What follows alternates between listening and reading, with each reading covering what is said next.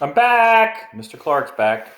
Time to take a look at 11.2 as women look to gain the right to vote and other rights within society. Once again, you should have out your Google Doc opened up to the 11.2 focus questions so that you can fill out your responses as we go through the lesson.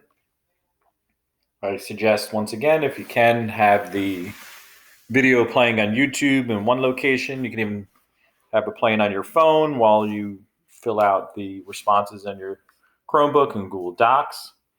Once we're done with the lesson, make sure you submit your focus questions in Google Classroom. That way I can check that in so you can receive credit. Within 11.2, we'll be taking a look at some of the actions that women would take to address some of the issues they were facing during this period of time. We'll look at the progressive era, basically this period of time in the late 1800s into the early 1900s is the progressive era, and we'll be looking at some of the things that are done to help women. Ultimately, the hard work of women and other groups during the early 1900s is going to lead to the passage of the 19th Amendment in 1920, which will give women the right to vote. Okay, looking at the questions during the 1800s and into the 1900s, what were the expected roles of women within society? This is what most people expected women to do. The philosophy for women during this period of time were to be seen but not heard. So for women, especially those who were married, they were to accept kind of the views and philosophies and the points of view and the voting decisions of their husband. So women, in many ways, it says there were number 3, were entitled to their husband's opinions. Women, too, if they were not married yet, let's say they're living at home with their father kind of represent their interests as well, or if there wasn't a father in the household, the older brother or a brother in general, whatever male role model was within their life at that point in time was kind of the person that they were unfortunately subordinate to. For the married wife, she had to take care of the 3 C's: cooking, cleaning, and child raising or care. Many women did not finish high school during this period of time around the turn of the century, late 1800s into early 1900s. And if they weren't finishing high school, obviously they weren't going on to college either. 2, what trends led to the rise of the suffrage movement? Once again, if you hear the word suffrage, you almost automatically might think of suffering and negative things like that. But in this case here, suffrage actually means the right to vote. So looking at the trends that led to the rise of the suffrage movement in the later 1800s.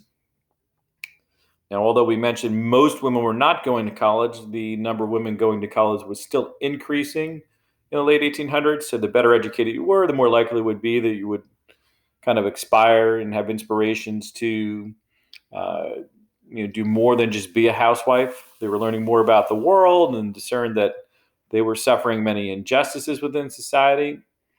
As they went to school, too, they were meeting other like-minded women. They became more and more motivated to fight for reform within society.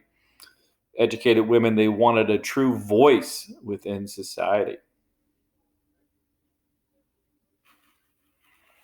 3, for these women working outside the home, what were some of the challenges they faced? Difficult jobs with long hours, very dangerous conditions.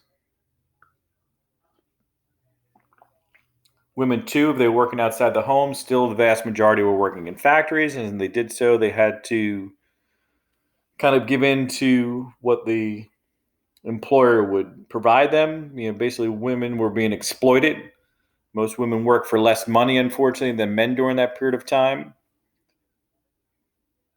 If they made a wage or a salary, they often had to give that money over to the husband, the father, the older brother. Many women labored in factories that made cigars or clothing, which were the most common factories that women worked in.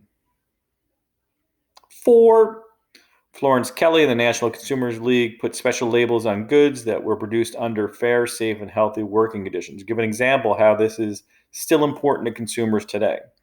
Even today, most consumers prefer to buy food that was grown organically because they believe the farming conditions produce healthier food.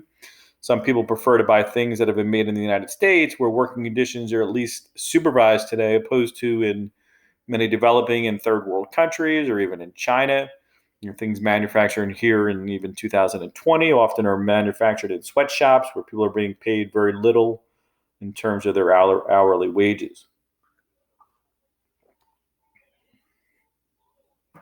5, what was the temperance movement? Which organizations were at the forefront of the movement?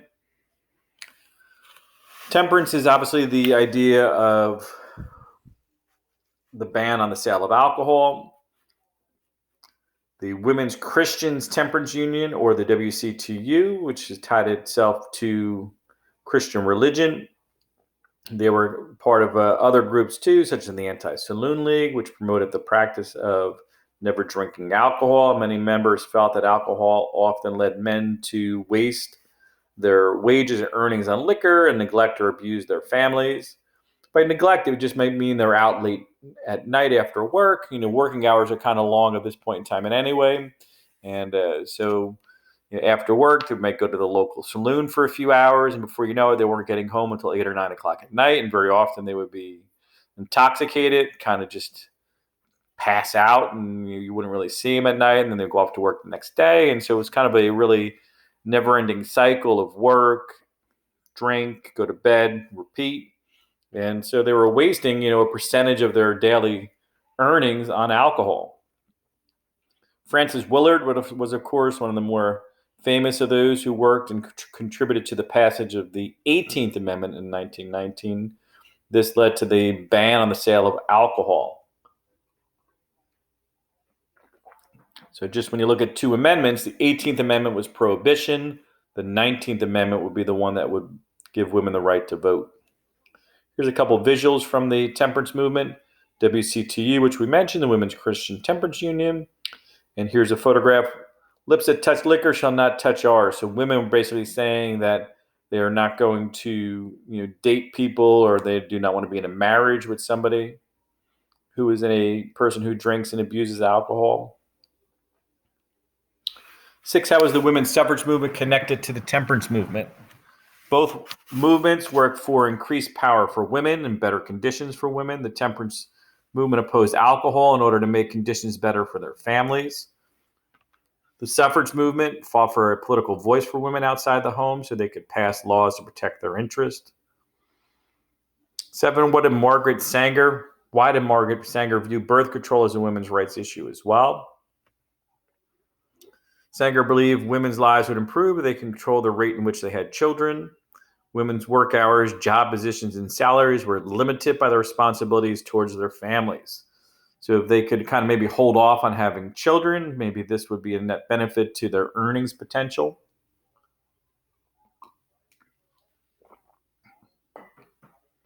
Number 8, what unique challenges did Ida B. Wells face in fighting for the rights of African American women?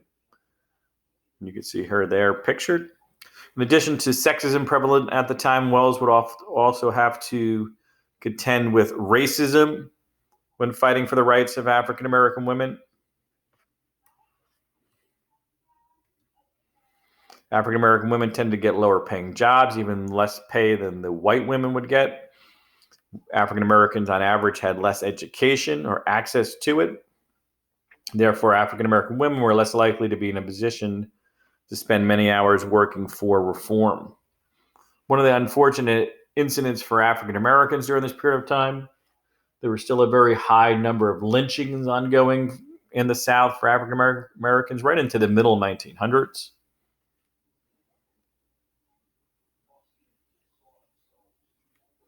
9, one of the boldest goals of the progressive women was suffrage. Why did women believe they must have the right to vote? Women argued that participating in a democratic process through voting was the only way to make sure that the government would protect children, promote education, and support family life. Jane Addams, who we had looked at in the previous section about the whole house and how she was helping women who were really struggling within society, she said women needed the right to vote because political issues reached inside people's homes. Question 10 in the Ladies' Home Journal excerpt, Jane Addams used language to persuade women of the importance of suffrage. She appealed to women as their role as a mother. She described how without the right to vote, A tenement house mother may see her children sicken and die of disease from which she alone is powerless to shield them from.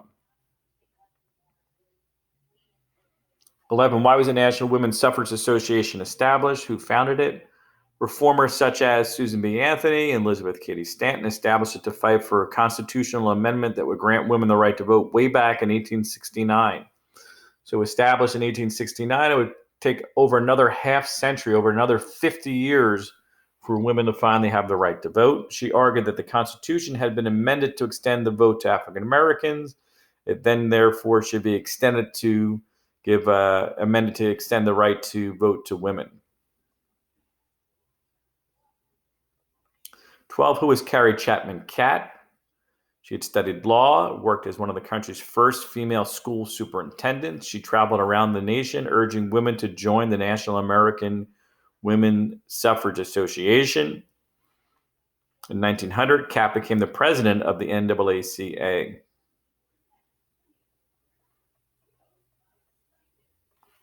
What were the key parts of Catt's winning plan? She hoped to expand women's rights to participate in the democratic process. She lobbied Congress to pass a constitutional amendment to give women the right to vote. Other teams used a new referendum process to try and pass state suffrage laws. Catt introduced a society plan to recruit wealthy, well-educated women to her platform. All these women who would work towards the goal of the right to vote for women were nicknamed suffragettes. They tried to promote suffrage in their own regions, areas, towns, and states. 14. How did the women's suffrage movement benefit from linking itself to progressivism? Progressives were already leading an important wave of reform throughout the country. By supporting issues such as child labor laws, improvements in education, and governmental reform, the women's suffrage movement was able to draw support from more working women as well as men involved in the progressive movement. So the bigger the group, the more members within this movement, the more likely it would be that the push for suffrage and the right to vote would gain momentum.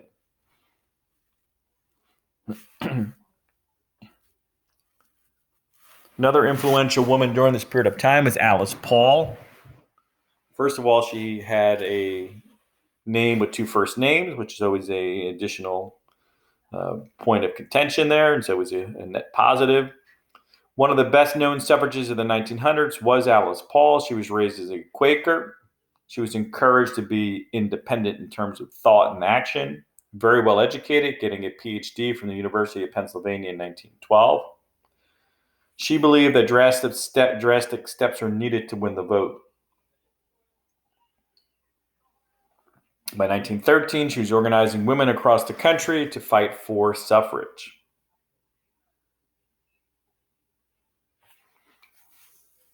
Alice Paul's tactics of marching and picketing outside the White House were more extreme than the tactics of others, but they were certainly effective. Many women were jailed for their beliefs, and when they went on hunger strikes, it brought attention to their cause. She made an influential speech in 1919 that impacted President Wilson's decision to support the women's suffrage cause.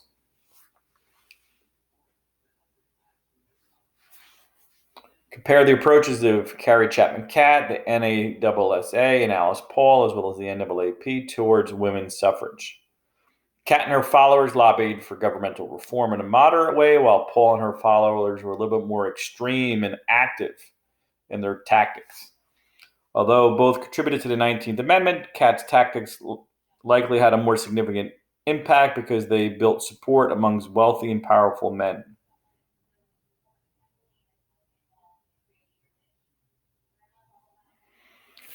'18. How did the Russian Revolution impact the women's suffrage movement? Well, during the Russian Revolution, which ousted the Tsar Nicholas II, the last of the czars in Russia, the new provisional government in Russia, and later on the government under Vladimir Lenin, the new communist government, they gave women the right to vote. Alice Paul and her followers humiliated the United States government and officials by waving a banner that said, "America is not a democracy. Even in Russia, women have the right to vote." So they kind of guilted the United States eventually into giving the right to vote to women.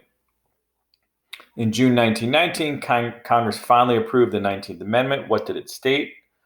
It stated that the right to vote shall not be denied or abridged on the account of gender or sex.